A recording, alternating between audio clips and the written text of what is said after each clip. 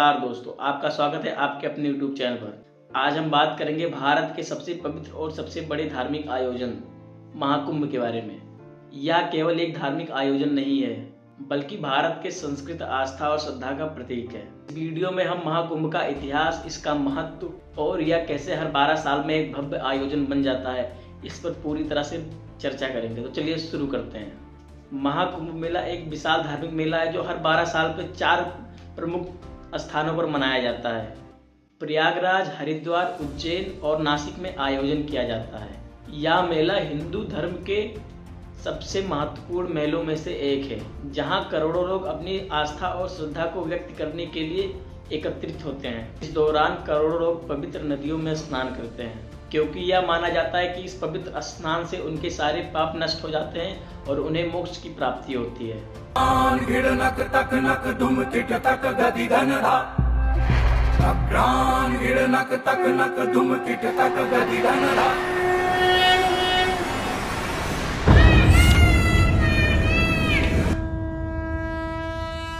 महाकुंभ मेला की शुरुआत का संबंध पुरानी पौराणिक कथाओं में से जुड़ा हुआ है।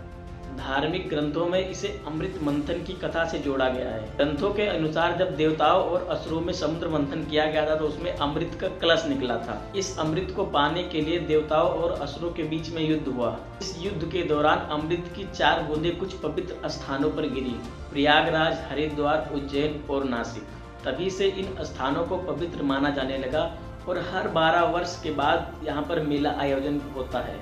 मेला का आयोजन हजारों सालों से जारी है। अब धार्मिक महत्व के साथ साथ भारतीय समाज की संस्कृति का धरोहर बन चुका है। महाकुंभ मेला का धार्मिक महत्व अत्यधिक है। आने वाले श्रद्धालु गंगा, यमुना और अन्य नदियों में स्नान करके अपने पापों को धोते हैं और पुण्य प्राप्त करते हैं। यह मेला एक ऐसी जगह है जहाँ भारत के विभिन्न हिस्से से लोग एक ही जगह पर एकत्रित होते हैं, जहाँ वे अपने धार्मिक और सांस्कृतिक परंपराओं को साझा करते हैं। इस मेले में शामिल होने वाले हर व्यक्ति को मोक्ष की प्राप्ति का विश्वास होता है और यह विश्वास भारत के आध्यात्मिक का एक महत्वपूर्ण हिस्सा है। महाकुंभ मेला 4 पवित्र स्थानों पर आयोजित होता है: प्रयागराज, हरिद्वार, उज्जैन, नासिक। यह मेला त्रिवेणी संगम यानी गंगा, यमुना और सरस्वती के संगम स्थान पर आयोजित होता है। यहाँ पर आयोजित होने वाला कुंभ मेला दुनिया के सबसे बड़े धार्मिक आयोजन में से एक है। हरिद्वार, यह मेला गंगा नदी के किनारे स्थित है और यह विशेष रूप से स्नान के लिए प्रसिद्ध है। उज्जैन, यह मेला महाकाल मंदिर के पास आयोजित होता है। यह स्थान भी धार्मिक दृष्टि से बहुत महत्वपूर्ण है। नासिक में स्थित मेला गोदावरी नदी के किनारे होता है, जो कि दक्षिण भारत में एक प्रमुख धार्मिक स्थल है। महाकुंभ मेला एक विशाल आयोजन है और इसकी तैयारियां सालों पहले शुरू हो जाती है। हर स्थान पे करोड़ों श्रद्धालु आने की संभावना होती है, इसीलिए मेले के आयोजन स्थल पर हर प्रकार की सुविधा की जाती है। सड़क निर्माण और यातायात व्यवस्था, विशेष रूप से महाकुंभ के दौरान यह सुनिश्चित किया जाता है कि सड़कों का निर्माण हो और सुरक्षा व्यवस्था को और बढ़ाया जाए। स्वास्थ्य सेवाएं, क्योंकि यहाँ करोड़ों लोग आते हैं, इसीलिए स्वास्थ्य सेवाओं का बड़ा नेटवर्क तैनात किया जाता है। अस्पतालों, स्वास्थ्य केंद्रों और एम्बुलेंस को और भी ज्यादा बढ़ाया जाता है। सुरक्षा व्यवस्था, यह मेला सुरक्षा दृष्टि से एक बड़ा आयोजन होता है। पुलिस और सैनिक बलों की तैनाती की जाती है ताकि किसी भी श्रद्धालु को कोई समस्या ना हो। महाकुंभ मेला सामाजिक और सांस्कृतिक प्रभाव भी अत्यधिक है।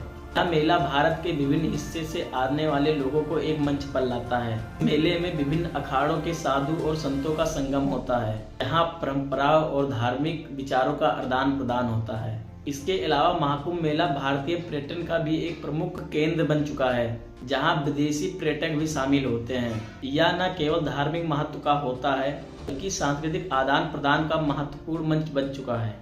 महाकुंभ मेला न केवल धार्मिक और सांस्कृतिक धरोहर का महत्वपूर्ण हिस्सा है, यह दुनिया भर के लिए आध्यात्मिक और सांस्कृतिक प्रेरणा का स्रोत है। यह मेला आस्था, विश्वास और सांस्कृतिक का एक संगम है, जो हर 12 वर्ष में हमें अपने आंतरिक आत्मा से जुड़ने का अवसर प्रदान करता है। महाकुंभ का आयोजन हर 12 वर्ष पर होता है, लेकिन जो इस बार का महाकुंभ है वो 144 वर्ष पर आता है। मतलब इस बार सन 2025 में आया है। अब अगला मेला 144 साल बाद होगा, जो वर्ष 2169 में आयोजित होगा। महाकुंभ सन 2025 का आयोजन 13 जनवरी से 26 फरवरी तक होगा। और आपकी जानकारी के लिए मैं बता दूं कि 13 जनवरी को पहला दिन था। पहले दिन 1.5 करोड़ लोग से भी ज़्यादा गंगा नदी में स्नान किए और दूसरे दिन 3 करोड़ से भी ज़्यादा लोग नदी में स्नान किए। और फिर अभी देखते हैं कि कितने सारे रिकॉर्ड बनते हैं और कितने सारे रिकॉर्ड ब्रेक होते हैं। तो आपको हमारी जानकारी कैसी लगी आप कमेंट सेक्शन में जरूर बताइए। आपको वीडियो थोड़ा सा भी अच्छा लगा तो चैनल को सब्सक्राइब कीजिए, लाइक कीजिए, कमेंट कीजिए। तो तक के लिए मिलते हैं किसी धमाकेदार वीडियो में। ठीक है, जय हिंद, वंदे मातरम, जय श्री राम।